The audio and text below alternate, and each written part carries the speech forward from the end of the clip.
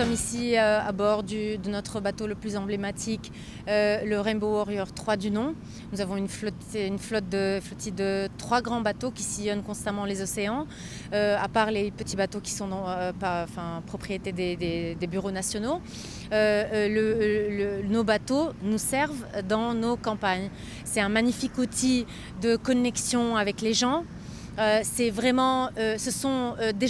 l'outil qui nous permet d'aller documenter ce qui se passe loin des regards en mer, que ce soit les activités, les crimes environnementaux par rapport à la surpêche, par rapport à la destruction de l'environnement marin, par rapport aux essais nucléaires et tout ce qui s'ensuit, donc les choses qui se passent loin. Et c'est aussi un magnifique outil, nos bateaux, quand on arrive dans les ports, parce que c'est là l'occasion pour le grand public de venir visiter le bateau, faire la connaissance des membres de l'équipage, faire la connaissance plus en pratique de nos campagnes, parce que bon, c'est vrai qu'on a une présence digitale, on a des bureaux, mais c'est toujours beaucoup plus excitant, voilà, pour les gens de voir en fait les bateaux. Le Rainbow Warrior, il est un peu spécial pour nous. C'est le 3e parce que bon, on a toujours recyclé des bateaux pour les utiliser.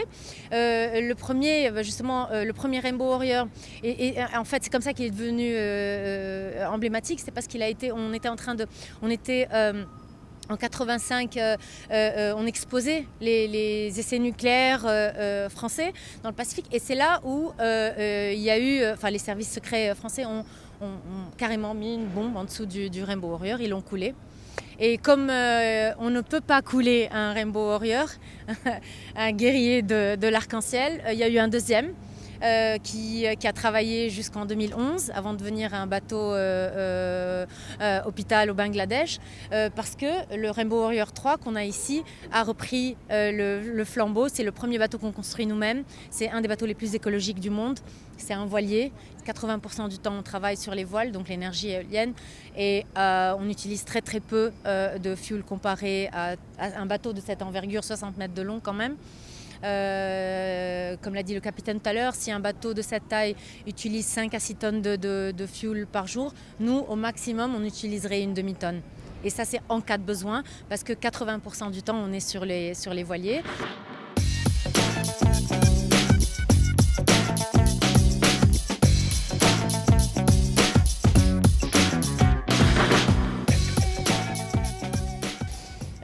Par rapport à, donc je disais, c'est un formidable outil de connexion avec les gens, et c'est ce qui s'est passé, c'est la magie, c'est passé à Tanger. C'était vraiment de notre expérience, on a fait beaucoup de ports dans le monde, mais c'est vraiment un de ces ports où il y a eu une réponse, des gens qui étaient formidables. En l'espace d'une journée et demie, plus de 3000 visiteurs. En plus des 3000 visiteurs, on parle d'école. Mais en nombre, quoi. Des petits enfants de 6-8 ans avec des jeunes de 12, 14, 16 ans, mais très engagés. Et ces journées portes ouvertes n'auraient pas pu avoir lieu sans les formidables volontaires marocains. Nous, on n'a pas de bureau ici, et pourtant, je peux vous dire qu'en l'espace de quelques jours, littéralement, les jeunes on a fait un appel. On a fait un appel qui voudrait nous aider à organiser tout ça à Tanger et à Casablanca. En l'espace de quelques jours, on avait 80 volontaires qui étaient présents avec nous à l'arrivée du bateau à Tanger, qui ont fait du travail 24/7. Ils ont organisé avec nous les visites guidées, ils ont fait des rondes de nuit, ils ont même travaillé avec le chef en cuisine, assistant cook, et il y a eu des liens qui sont créés entre nos volontaires et l'équipage et nous en tant qu'équipe Greenpeace Monde Arabe. Donc Tanger vraiment c'était magique. Donc la COP22 est une COP d'action.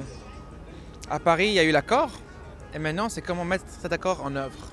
Donc, action, ambition et urgence sont les 3 mots pour décrire cette COP.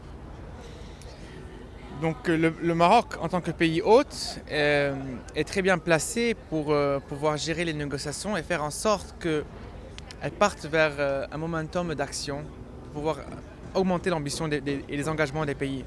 Nous, en tant que Greenpeace, ce qu'on va faire, et ce qu'on a déjà fait à travers cette tournée, c'est que on a récolté les voix des gens dans toute la région. On leur a demandé, à travers notre plateforme digitale sununitesus.com, de poster leurs photos avec le soleil comme un symbole de support pour un monde 100% énergie renouvelable.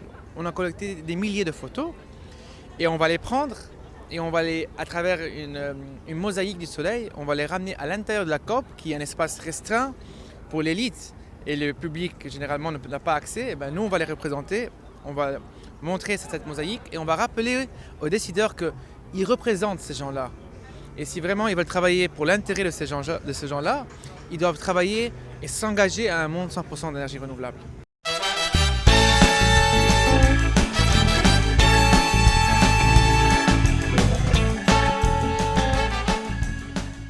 Comme je dis, la COP n'est pas une finalité en elle-même, hein, c'est juste un événement. Nous, dans tous les cas, on travaille sur le secteur, sur la thématique climat et énergie, c'est notre campagne principale dans la région. On va continuer nos efforts à travers tous les pays, on va continuer à sensibiliser les gens, parce que les gens ont besoin de savoir vraiment le potentiel immense qu'on a. Notre vraie richesse, c'est le soleil. C'est ce qui nous différencie d'autres régions.